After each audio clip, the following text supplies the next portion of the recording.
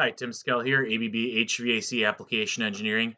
Today we're going to talk about setting up the ACH580 when you have a fan array application, or it could be any multiple motor application, and you want to enter the motor nameplate data into the drive and also have some other configurations work correctly specifically for a multi-motor application. So let's take a look at how to do that. So I'm going to come into the menu, go to Primary Settings, hit Select. I'm going to go to HVAC Quick Setup. If you've seen enough of my videos, you know I love working in the HVAC Quick Setup. Covers most of my needs right in here. I'm going to scroll down to the motor nominal values because that's where I enter my motor data. Motor nominal values, I'm going to select that. And first question it asks me, is this a single motor or a multiple motor application? So what I'm going to do is use multiple motors because I don't feel like doing math today. I'm going to let the drive do the math for me. So I'm going to select on multiple motors. I'm going to now enter into the drive how many multiple motors do I have for this application. I'll just say it's a small 2-fan array. So simple 2 motors here, but I could go in here, hit the right arrow, change this all the way up to 18 motors.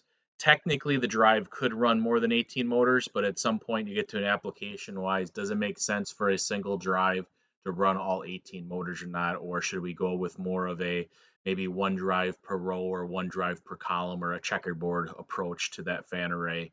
So we limited it at 18 for this particular functionality. This example, we're going to go ahead and assume just 2 motors. So I got my 2 motors here, hit next. Now what I'm going to do is enter the nameplate values for the single motor. So what is one motor's rating? I'm just playing on my little demo case here, so it's a small drive. So just for fun, we're going to say it is a 1/2 amp motor.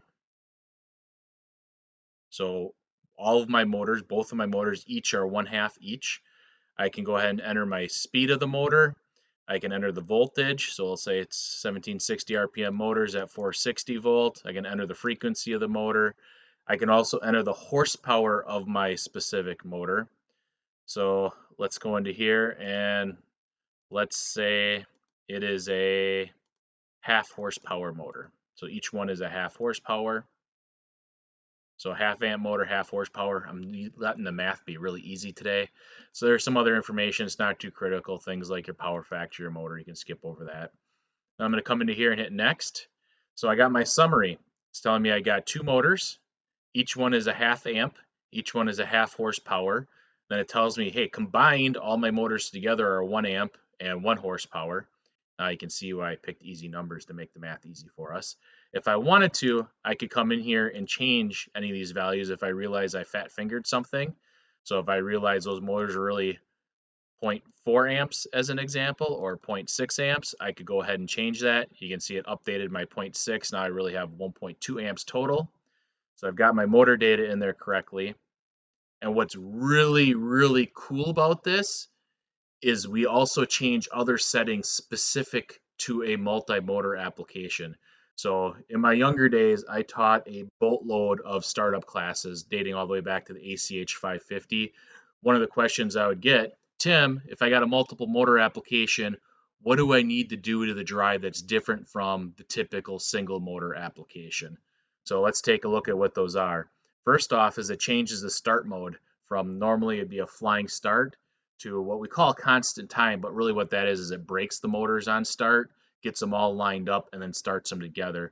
So what happens is if you got a large fan array as an example, let's say it's a big one, a 5x3 array, so you got 15 motors, and all of a sudden the power goes out, maybe you're in the process of ramping up your generators, things are coasting down to a stop, and you got some variables in there as far as the bearings, the cones on the fans, maybe you got some backdraft dampers in there that are working a little bit better with some than with others. And what happens is all the motors start coasting down at different speeds from each other.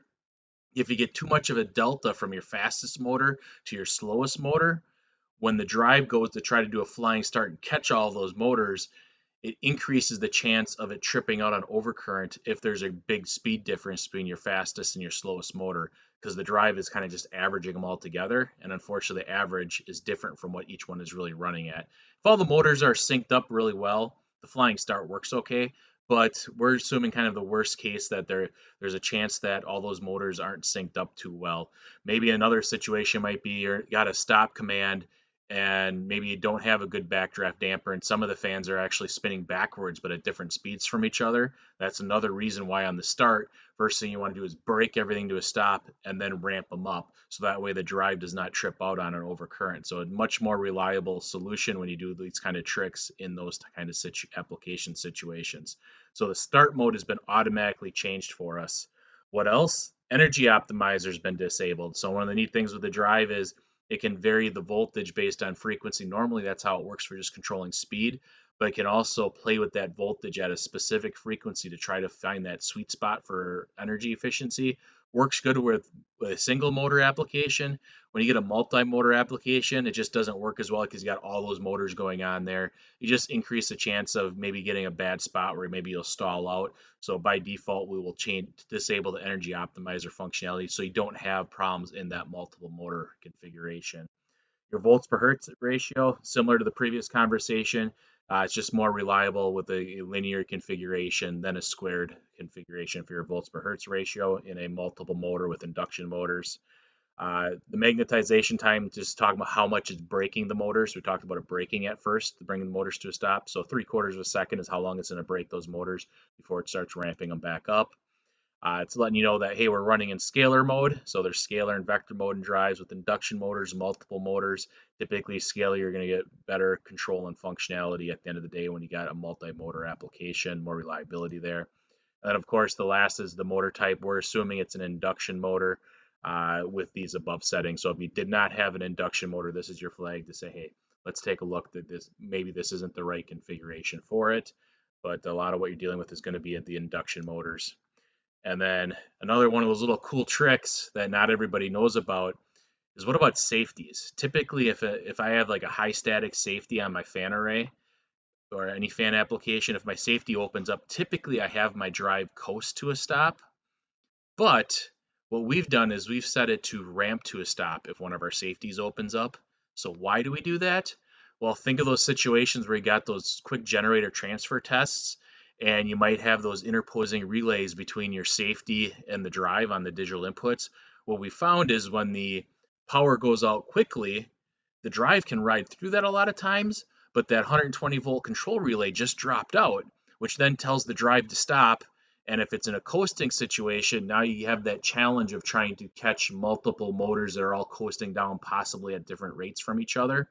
So by leaving it set to ramp, when my safety opens up, the drive proactively starts ramping the motors to a stop. And in that process, it keeps control of the motors. So one of those really cool application things that we've learned over the School of Hard Knocks on how to get a drive to be able to just continue to power through quick power losses, whether that's a generator transfer test, utility power flickers, you name it.